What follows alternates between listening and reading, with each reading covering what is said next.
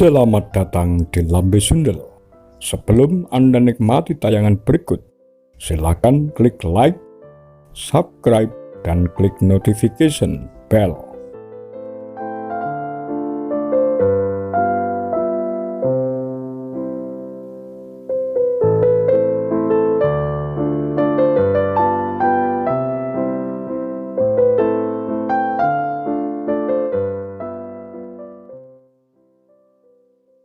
Pengakuan Soeharto tentang Supersmart. Raut wajah Presiden Soekarno tampak menahan kesal teramat sangat. Sambil duduk, dia dihadapkan pada selebar kertas yang harus ditandatangani. Di sisi kanan Bung Besar berdiri Jenderal Soeharto bersama istrinya, Fatimah Siti Hartinah. Di belakang mereka berdiri seorang muda berkulit gelap. Lembar kertas yang harus dibubui cap resmi Soekarno itu kini kita kenal sebagai Surat Perintah 11 Maret 1966 Supersmart. Surat misterius yang mengantarkan Soeharto naik ke tampuk tertinggi pemerintahan dengan menggulingkan Soekarno. Cerita yang kemudian terekam dari foto tersebut sejatinya telah dilatari perjalanan melelahkan sebuah aksi coup d'etat, kudeta pemerintahan Angkatan Bersenjata Indonesia di bawah kendali seorang jenderal paling berbakat dalam politik Indonesia. Pada dini hari 1 Oktober 65, 6 orang perwira tinggi dari Staf Umum Angkatan Darat, termasuk Menteri Panglima Angkatan Darat Jenderal Ahmad Yani, dibangunkan di kediaman mereka, diculik lantas dibunuh. Sementara itu, Menteri Keamanan Nasional Jenderal Abdul Haris Nasution berhasil meloloskan diri. Peristiwa itu mengakibatkan keadaan kacau balau serta kegoncangan hebat di Indonesia. Angkatan Darat mengambil alih kekuasaan. Riwayat Partai Komunis Indonesia PKI tamat. Pembantaian massal merebak di Jawa dan Bali.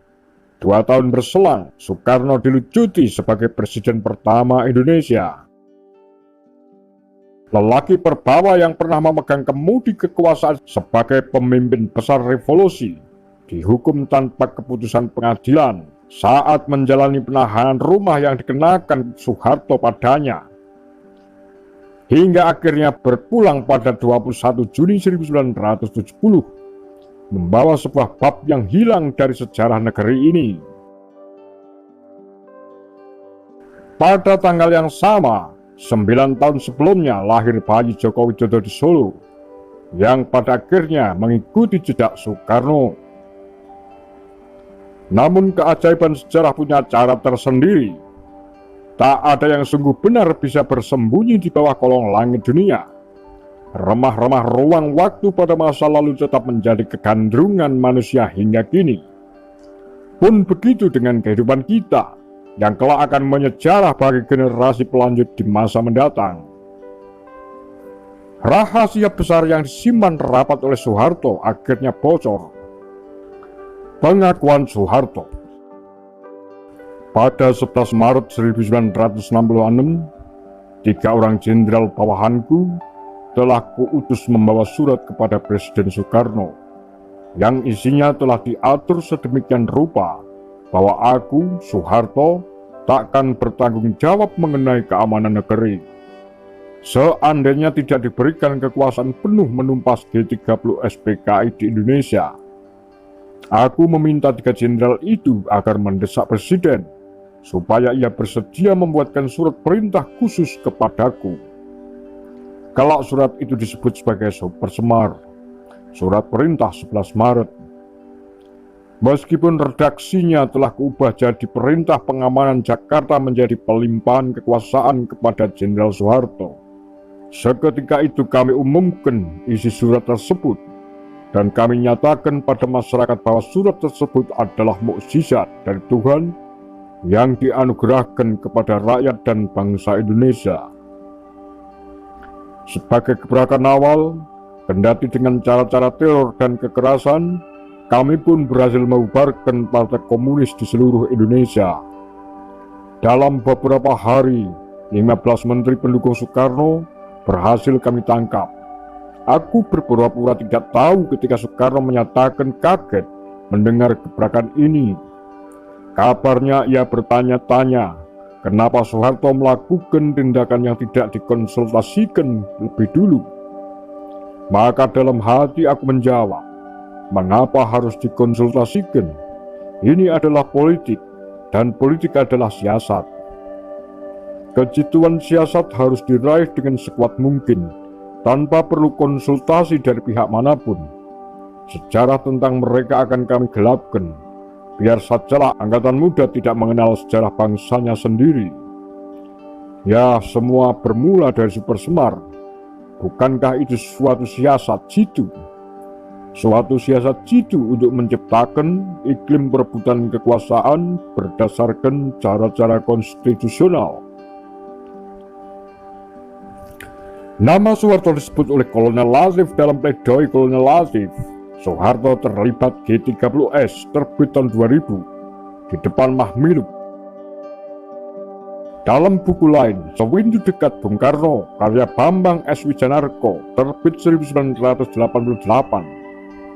Anggota detasmen kawal pribadi Bung Karno, nama Soeharto muncul 2 kali sebagai pembantah perintah Panglima tertinggi Angkatan Bersenjata yang tak lain adalah Presiden Soekarno. Jenderal Soeharto yang saat itu menjabat Panglima Kostrad secara otomatis naik pangkat menggantikan Jenderal Ahmad Yani, Panglima Angkatan Darat yang gugur pada dini hari 1 Oktober 1965. Pada buku karya Bambang Wijanarko, pada subbab 1 Oktober 1965, kita temukan tulisan, malam itu saya menginap di Istana Bogor. Pagi hari 2 Oktober 1965, Bandara Halim yang telah ditinggalkan Bung Karno pada dini hari 1 Oktober diserbu dan diduduki pasukan Kostrad. Hari yang syarat kejadian itu tak akan pernah saya lupakan. Hari yang merupakan titik balik perjalanan Bung Karno dan juga berubahnya jalan sejarah bangsa Indonesia. Hand of God, nama patung perunggu indah yang berdiri tegak di halaman belakang Istana Bogor, sebenarnya telah bergerak dan mengubah arah perjuangan rakyat Indonesia tercinta. Mungkin hanya Kolonel Bambang Wijanarko yang tahu persis bahwa malam 1 Oktober 1965, Soeharto lah yang memberi perintah agar membawa Bung Karno keluar dari Halim. Gerakan kudeta militer yang dipimpin Kolonel Latif, Brigadir Suparjo, dan Letkol Untung, ketiganya anak buah Soeharto, yang berujung buntung karena dalam waktu singkat dihantam 60.000 pasukan yang pada 29 September 1965 yang sudah dicemaskan oleh Latif sebagai pasukan yang belum jelas keberpihakannya.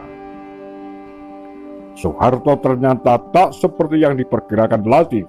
Ia justru menjadi Panglima penggebuk G30S dengan mengerahkan terutama pasukan resimen para komando Angkatan Darat RPKAD dan pasukan Kostrad. Penting diketahui, kala itu Soeharto menjabat Panglima Komando Cadangan Strategis Angkatan Darat Pangkostrad. Dengan kuasanya, ia bisa menggerakkan pasukan dengan kualifikasi Banteng Riders tubuh Angkatan Darat untuk bertindak. Seperti yang dilihat oleh para anggota DKP saat melarikan Bung Karno ke Bandara Halim, bahwa di sekitar lapangan Gambir, Monas sudah ada pasukan Riders dari Jawa Tengah dan Jawa Timur yang jumlahnya berkombi-kombi. Kesimpulannya, kudeta yang konon dirancang oleh Dewan Jenderal itu ternyata juga dikudeta oleh Jenderal jenius Soeharto. Permainan politik tingkat tinggi semacam ini takkan bisa terwujud bila tidak menyertakan kiprah para telik sandi. Sudah menjadi rahasia umum bila sejak era 50-an Indonesia telah disusupi para telik sandi Central Intelligence Agency, CIA Amerika, KGB Soviet, dan SAS M16 Inggris. Dalam dokumen tahun 1975 dengan judul Summary of Facts, Investigation of CIA Involvement in plans to assassinate foreign leaders. Terekam pembicaraan dalam tubuh CIA untuk mengakhiri hidup Presiden Soekarno. Pembicaraan itu tidak dilanjutkan karena Richard Nixon, wakil Presiden Amerika Serikat kala itu, tidak setuju dengan rencana tersebut. Masih dalam rangka memfasilitasi bantuan rahasia kepada militer Indonesia, Amerika Serikat bekerjasama dengan Jenderal Sukendro yang pernah belajar di University of Pittsburgh, salah seorang penghubung dalam kontak militer tingkat tinggi CIA, untuk membahas segala permintaan militer Indonesia yang menunjang pembersihan unsur komunisme. Sedari peralatan komunikasi, persenjataan, serta perlengkapan lainnya dengan total nilai lebih dari 1 juta US dollar. Jejak telik sandi CIA di Indonesia memang bukan hal baru. Banyak buku yang membahas soal penggalangan dan mata-mata CIA telah diterbitkan. Legacy of ISIS, The History of CIA, karya Tim Weiner, jurnalis The New York Times, salah satunya. Pemenang Pulitzer itu mengulas rinci kegiatan telik sandi CIA di negeri ini dan membuat geger tanah air setelah buku itu diterbitkan ke dalam edisi bahasa Indonesia. Buku tersebut menyebut Adam Malik, batu bara, mantan Menteri Luar Negeri yang juga Wakil Presiden Indonesia ketiga, sebagai agen CIA. Ia direkrut menjadi agen CIA oleh Clyde McAvoy, seorang perwira tinggi CIA. Ia adalah pejabat Indonesia tertinggi yang pernah kami rekrut, kata Clyde McAvoy. Weiner bahkan menjabarkan ulasan lebih dalam tentang telik sandi CIA dengan merekrut pejabat tinggi di pemerintahan Indonesia. Pada pertengahan Oktober 1964, CIA membentuk pemerintahan bayangan di Jawa Tengah. Para elitnya adalah Sultan, Adam Malik, dan Soeharto. Lain Amerika lain pula dengan Inggris. Pada musim gugur 1965, Norman Redway diundang Kepala Kementerian Luar Negeri Inggris, Joe Garner, ke kantornya. Redway masih muda, karirnya di bidang propaganda terbilang moncer. Garner kemudian menyerahkan Redway sebuah uang senilai 100.000 pound sterling, sekaligus tugas melakukan apapun yang bisa dikerjakan demi menyingkirkan Soekarno. Pangkal persoalannya, papar Paul Asmar dan James Oliver dalam buku Britain Secret Propaganda War 1948 to 1977 adalah sumber daya alam Indonesia. Apa kabar dengan KGB? Sama saja. Badan Intelijen Soviet, sekarang Rusia, juga pernah merekrut seorang perwira TNI Angkatan Laut bernama Letnan Kolonel Sudaryanto pada 1980 demi mendapatkan peta kekayaan laut Indonesia secara utuh. Terkait sumber daya alam yang jadi lahan perebutan 4 negara paling berpengaruh di dunia, Amerika, Inggris, Rusia, dan Cina. Mari kita tulis sejenak fenomena yang ada di Papua. Sebut saja Marskal Muda Purnawirawan Ma'ruf Samsudin. Sebelum menjabat sebagai Presiden Direktur PT Freeport Indonesia, ia telah melintasi karirnya dalam dunia intelijen dengan jabatan terakhir Wakil Kepala BIN hingga Mei 2014. Pertanyaannya, kenapa BIN harus terlibat di sana? Kedekatan Bung Karno dengan PKI yang notabene adalah partai komunis terbesar ketiga di dunia, dengan sekitar 2 juta anggota dan 17 juta loyalis, wajar membuat Amerika ketar-ketir pada kiprah politik internasional pencipta Nasakom, nasionalis agama dan komunis. Kini, setelah PKI tak lagi eksis, Amerika mencari celah untuk meroyak ketahanan negara lain dengan meniupkan isu terorisme. Afghanistan, Irak, Libya, Tunisia, Mesir, dan Suriah telah merasakannya. Ada beberapa poin penting yang perlu kita petik dari riwayat hitam 1 Oktober 1965. Pertama, Bung Karno tidak mungkin terlibat G30S dan sama sekali tidak mendapatkan untung dari peristiwa berdarah ini. Kedua, PKI jelas bukan dalam G30S. Tudingan ini sangat tidak masuk logika, karena PKI pada waktu itu sedang berada di atas angin dan pengaruh mereka terhadap Bung Karno cukup besar. Ketiga, adanya perselisihan atau masalah dalam tubuh Angkatan Darat. Sebagaimana termaktub dalam Misteri 65, Colonel Pepper dan Generasi Strawberry. Adakah di antara pialang politik dewasa ini yang memiliki visi sejelas dan setegas Soeharto saat menjatuhkan Soekarno dengan cara yang mungkin sulit dimengerti generasi muda Indonesia hari ini? Begitulah salah satu cara unik sejarah menerjemahkan ruang waktu dalam hidup manusia. Demikian kura-kura, tagar lambe sundel.